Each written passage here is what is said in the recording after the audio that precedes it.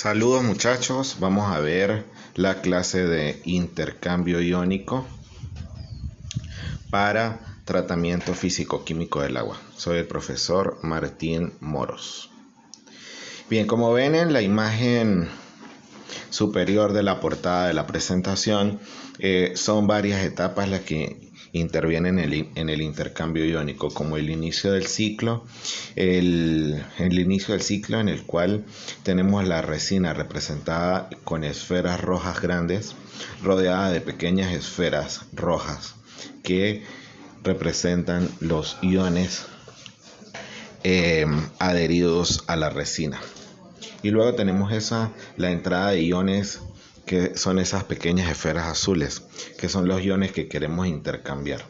Así que cuando el intercambio de iones avanza, comienzan a fijarse los iones de intercambio sobre la resina y ésta comienza a soltar los iones que inicialmente poseía, hasta que llegamos a la tercera fase de agotamiento, en la cual toda la resina está rodeada o ha adherido los iones contaminantes y ha soltado los iones iniciales. Así que ya no hay más capacidad de intercambio y todos los iones que entran salen, o sea que ya la resina no está haciendo tratamiento. En ese punto ha habido un agotamiento, así que pasamos a una cuarta etapa de regeneración de la resina, en la que por lo general a contraflujo ingresamos un regenerante que va a adherir nuevamente los iones iniciales sobre la resina y va a quitar los iones contaminantes para que lleguemos al fin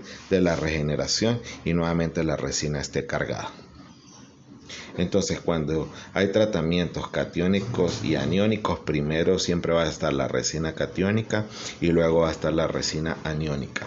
Si hacemos la definición, pues básicamente el intercambio iónico consiste en intercambiar iones contaminantes por iones no contaminantes del mismo signo, cationes con cationes y aniones con aniones. Para eso necesitamos una resina, que es un sólido que es capaz de adherir sobre ella a grupos funcionales con carga eléctrica que actúan como cargas intermedias para poder fijar el ion.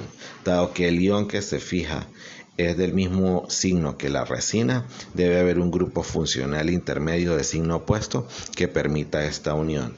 Por ejemplo, las resinas ácidas o de carga positiva necesitan un grupo funcional negativo para poder adherir un ion positivo que sea intercambiado por un ion positivo contaminante del agua y viceversa.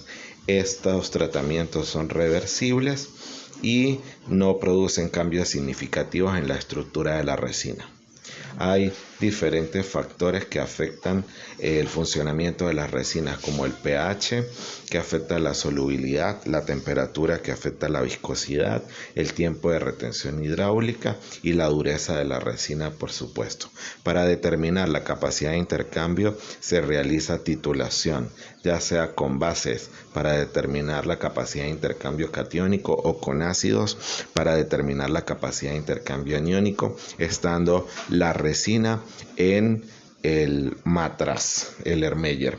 Las unidades en las que manifestamos la capacidad de intercambio iónico es el número equivalente de iones intercambiados por masa o por volumen de la resina, ya sean equivalentes de iones intercambiados por gramo de resina en kilogramo de carbonato de calcio por pie cúbico de resina, o en equivalente de iones por metro cúbico de resina, ya que este es equivalente a 45 kilogramos de carbonato de calcio por pie cúbico de resina. Hay varios tipos de intercambio, los hay catiónicos y los hay aniónicos. En el catiónico podemos intercambiar calcio, magnesio, hierro, sodio, amoníaco, etcétera, unos por otros que son positivos. En el intercambio aniónico o ácido podemos intercambiar sulfatos por nitratos o por carbonatos o por hidróxidos o por hierro o por flúor, o por cloruros. Entonces, esto se consigue gracias a las resinas de intercambio. Entre las principales resinas están las zeolitas, que pueden ser naturales como las de arena verde no porosa o sintéticas de gel poroso. Las zeolitas pues son granulares con densidad o peso específico entre 2.1 a 2.4. Las naturales poseen un 10% de retención de agua y remueven entre 100 y 250 equivalentes de iones por metro cúbico de resina, y las sintéticas pueden hacer una retención de hasta 50% de agua y pueden remover entre 300 y 550 equivalentes de iones por metro cúbico de resina. Las hay con diferentes grupos funcionales. Las catiónicas con grupos funcionales sulfónicos, fenólicos, carboxílicos o fosfóricos, y las aniónicas con grupos funcionales de amina primaria, amina secundaria, amina terciaria o amonio cuaternario. En cuanto a los agentes regenerantes, dependen del tipo de resina, porque las hay catiónicas fuertemente ácidas que se regeneran con ácido clorhídrico o con ácido sulfúrico. Los hay catiónicas de intercambio de iones sodio que se regeneran con cloruro de sodio. Las hay catiónicas débilmente ácidas que cuando intercambian hidrógeno se regeneran con ácido clorhídrico o con ácido sulfúrico, y cuando intercambian sodio se regeneran con hidróxido de sodio. Las hay aniónicas fuertemente básicas que cuando intercambian hidróxido se regeneran con hidróxido de sodio, y cuando intercambian cloruro se regeneran con cloruro de sodio o con ácido clorhídrico. Y las hay aniónicas débilmente básicas que cuando intercambian hidróxidos se regeneran con hidróxido de sodio o con hidróxido de amonio o con carbonato de sodio, y cuando intercambian cloruros se regeneran con ácido clorhídrico.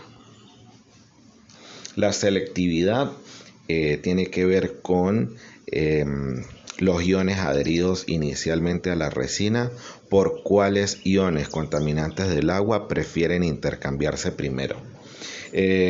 Principalmente prefieren intercambiarse por iones de valencia alta, pero hay sus excepciones en cuanto a los metales alcalinos y los metales alcalino-térreos. Tenemos que tener en cuenta la selectividad dependiendo del tipo de resina y el tipo de ion adherido a la resina con respecto al tipo de contaminantes que queremos tratar, para que el tratamiento de intercambio iónico que vayamos a proyectar sea lo más eficiente posible. Hay configuración encochada y configuración en continuo. En la configuración encochada tenemos el tanque con el volumen de agua a tratar, y se le agrega la resina cargada, se agita para que se produzca el intercambio y luego se remueve la resina por sedimentación, por ejemplo, para llevar esa resina nuevamente a regeneración, mientras que en continuo entra el agua a una especie de filtro cargado con la resina y sale el agua con el ion nuevo intercambiado, y cuando se produce el agotamiento hay que entrar en contracorriente el regenerante. La operación encochada es hasta alcanzar el equilibrio y es útil para intercambios iónicos de alta selectividad, mientras que la operación en continuo se realiza en columnas de intercambio tipo filtros a presión con alturas de grava como medio de drenaje de hasta 40 centímetros. El agua debe estar libre de sólidos suspendidos para no tapar la resina. La altura de la resina puede ser mínimo de 60 centímetros. Y bueno, allí vemos que para diferentes caídas de presión y diferentes velocidades de filtración, por llamarlo de alguna manera, que vean que oscilan entre 120 y 360 metros por día, que son las cargas o velocidades semejantes a los filtros rápidos y a los filtros de alta tasa. En cuanto a la operación de flujo continuo, luego de el intercambio vienen los procesos de lavado. Entonces se da el prelavado, la regeneración, el lavado lento, el lavado rápido. Y en cuanto al prelavado, se hace entre 5 a 30 minutos con agua contraflujo a velocidades entre 120 y 60 metros por día, lo que puede producir una expansión del 50 al 100% del lecho. Así que hay que más o menos dejar una altura total del intercambiador iónico equivalente al doble de la altura de la resina en funcionamiento normal para prever cuándo se produzca la expansión durante el lavado. En cuanto a la regeneración, se hace con la solución regenerante a velocidades entre 60 a 120 metros por día, con una cantidad de regenerante entre 25 a 50% mayor que la cantidad estequiométrica o teórica. El lavado lento se hace con 1 a 2 volúmenes equivalentes al volumen del lecho, y el lavado rápido se hace a velocidades entre 60 a 90 metros por día durante 10 a 30 minutos, por lo que hay un consumo total entre 4 a 13 metros cúbicos de agua por metro cúbico de resina durante los procesos de prelavado y poslavado. Hay diferentes aplicaciones para las resinas, por ejemplo en ablandamiento, que es para quitar calcio y magnesio que causan dureza del agua. En ese caso, el lavado se hace a tasas entre 250 a 500 metros por día. Estas resinas intercambian entre 2 a 10 miliequivalentes por gramo de resina. La regeneración se hace con cloruro de sodio concentrado y aquí vemos las diferentes reacciones de ablandamiento, donde el agua dura reacciona con la resina catiónica para producir agua blanda y resina agotada. Y luego esa resina agotada se hace reaccionar con salmuera para obtener otra vez la resina cargada y el residuo que hay que tratar. En cuanto al intercambio básico fuerte, puede funcionar como filtros a gravedad, pero generalmente operan como filtros a presión con alturas de resina entre 0,75 a 2 metros y velocidades de 120 metros por día. Se regeneran con carbonato de sodio con soda cáustica. En cuanto a ese intercambio básico fuerte, vemos que el efluente del intercambio catiónico con el lecho del intercambio aniónico resultan en agua tratada y un lecho de intercambio agotado. También se puede utilizar el intercambio iónico para desmineralización. En ese caso, la resina debe intercambiar cationes H por H+ y aniones por OH- para que al unir H+ con OH- solo produzca agua. Así se eliminan los iones y además no quedan iones residuales en el agua, sino simplemente agua. Se aplica para aguas con sólidos disueltos totales menores a 2000 miligramos por litro. Aquí vemos el funcionamiento de desmineralización con una primera resina catiónica ácida fuerte que intercambia iones H+ y luego con una resina aniónica de base fuerte capaz de intercambiar OH-. La regeneración se hace con ácido sulfúrico para el caso de la resina catiónica y con hidróxido de sodio para el caso de la resina aniónica. Vean que esa regeneración se hace efectivamente con ácidos fuertes y con bases fuertes. Hay intercambio de fluoruros, que es un tipo de intercambio aniónico para resinas de fosfato tricálcico procesado y se regeneran mediante hidróxido de sodio y ácido sulfúrico. También el intercambio iónico se puede usar para eliminar hierro y manganeso. Se remueve durante un ciclo normal de ablandamiento y también en intercambiadores tratados con sulfato manganoso y permanganato de potasio. Las hay para remoción de arsénico, las hay para remoción de cromo, que en este caso recuperan el metal valioso del agua residual como es el cromo hexavalente.